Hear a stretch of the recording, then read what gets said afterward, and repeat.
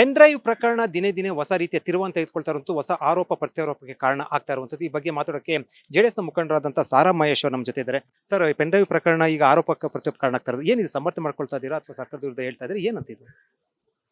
ನೋಡಿ ಸರ್, ನಮ್ಮ ಸ್ಟ್ಯಾಂಡ್ಸ್ ಒಂದೇ. ಏನು ಆರೋಪ ಬಂದಿದೆ, ಆ ವ್ಯಕ್ತಿ ಆರೋಪ ಸಾಬೀತಾದರೆ ನೀವು ಏನು ಕ್ರಮವನ್ನು, ಕಠಿಣವಾದಂಥ ಕ್ರಮವನ್ನು ತೆಗೆದುಕೊತೀರಿ ತಗೊಳ್ಳಿ. ನಾವೇನದ್ರ ಬಗ್ಗೆ ಚರ್ಚೆ ಇಲ್ಲ.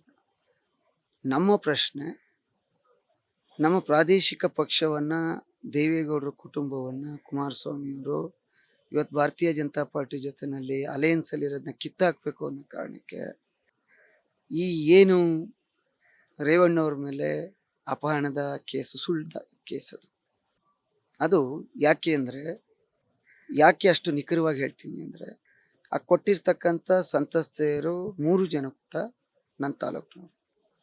ಅದರಲ್ಲಿ 2 ರೇವಣ್ಣವರ ಸಂಬಂಧಿಕರು. ಅದರಿಂದ ಇಲ್ಲಿ ರೇವಣ್ಣವ್ರನ್ನ ಮಾನಸಿಕವಾಗಿ ದುರ್ಬಲಗೊಳಿಸ್ಲಿಕ್ಕೋಸ್ಕರ ಈ SITಯ ಕೆಲವು ಅಧಿಕಾರಿಗಳನ್ನ ಉಪಯೋಗಿಸ್ಕೊಂಡು ರಾಜ್ಯ ಸರ್ಕಾರ ಪ್ರಯತ್ನ ಮಾಡ್ತಾ ಇದೆ. ನೀವು ಸತ್ಯವೇ ಆಗಿದ್ದರೆ ಸಂತ್ರಸ್ತೆ ಅನ್ನುವಂಥ ಹೆಸರಿನಲ್ಲಿ ಆ ತಾಯಿನ ನೀವು ಕರ್ಕೊಬಂದಿದ್ದೀರಲ್ಲ, ಮೊದಲು ಹೇಳಿದ್ರಿ ಅಲ್ಲೆಲ್ಲೋ ರಾಜಗೋಪಾಲ್ ತೋಟದಲ್ಲಿ ದಸ್ತಗಿರಿ ಮಾಡಿದ್ವಿ ಅಂತ, ರೆಸ್ಕ್ಯೂ ಮಾಡಿದ್ವಿ ಅಂತ ಹೇಳಿ.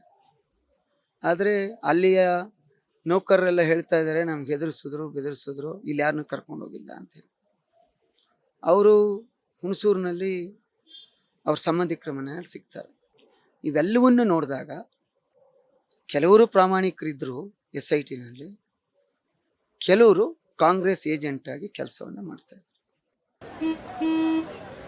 ನಡಿ, ಈಗ ಶುರು ಮಾಡೋಣ.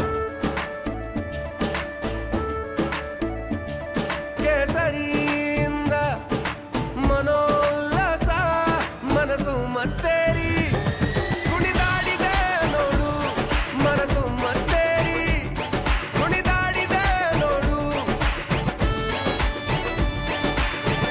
ಕ್ಷಣ ಕ್ಷಣವೂ ಆಚರಿಸಿ ಕೇಸರಿ ಹಬ್ಬ. ವಿಮಲ್ ಬಾಯಲ್ಲಿ ಹೇಳಿ ಕೇಸರಿ. ಯಾರು ಇಲ್ಲಿ ತಾಯಂದ್ರು ಅಥವಾ ಸಹೋದರಿಯರು ಇದ್ದಾರೆ, ಅವ್ರ ಮಾನನ ಪೆನ್ ಡ್ರೈವ್ ಅಲ್ಲಿ ಹರಾಜಾಕಿದ್ರಿ.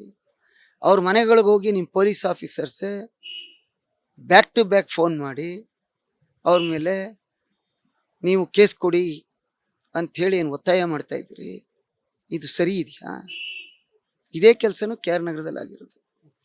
ಮೊನ್ನೆ ಯಾರು ಈಗ ಕಿಡ್ನಾಪ್ ಆಗಿದೆ ಅಂತ ಒಂದು ಎಮ್ಮ ಹೇಳಿದ್ದಾರೆ, 40 ಜನ ಪೊಲೀಸ್ ಹೋಗಿದ್ದಾರೆ. ಹಿಡಿದ್ರ, ಕರ್ಕೊಬಂದ್ರ? ಇಲ್ಲ.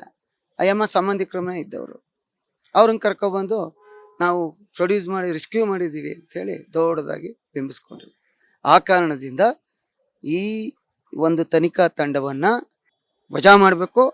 ತಕ್ಷಣ CBI ಅಥವಾ ಸಿಟ್ಟಿಂಗ್ ಜಡ್ಜ್ ಮೂಲಕ ತನಿಖೆ ಆಗಬೇಕು ಅಂತೇಳಿ ಒತ್ತಾಯ ಮಾಡ್ತೀವಿ. ಇದು ಸಾರಾ ಮಹೇಶ್ ಹೇಳಿಕೆ. ಅವ್ರು ಹೇಳ್ತಾ ಇರುವಂತದ್ದು ವುಮೆನ್ ಕಮಿಷನ್ಗೆ ದೂರು ಕೊಟ್ಟಿದ್ದಾರೆ ಮಹಿಳೆಗೆ ಸಂಬಂಧಪಟ್ಟಂತ ಕೂಡ ಮಾಹಿತಿ ಇರುವಂತದ್ದು. ಅಂದ್ರೆ ಒಂದಷ್ಟು ಏನು ಯಾರು ಆ ವಿಡಿಯೋದಲ್ಲಿ ಇದ್ದಾರೆ ಅಂತ ಹೇಳಲಾಗ್ತಾ ಇದೆ, ಅವರು ಕೆಲಸ ಕೂಡ ತೆಗಿತೀನಿ ಅಂತ ಕೂಡ ಒತ್ತಡ ಆಗ್ತಾ ಇದ್ದಾರೆ ಅಂತ ಹೇಳಿರುವಂತದ್ದು.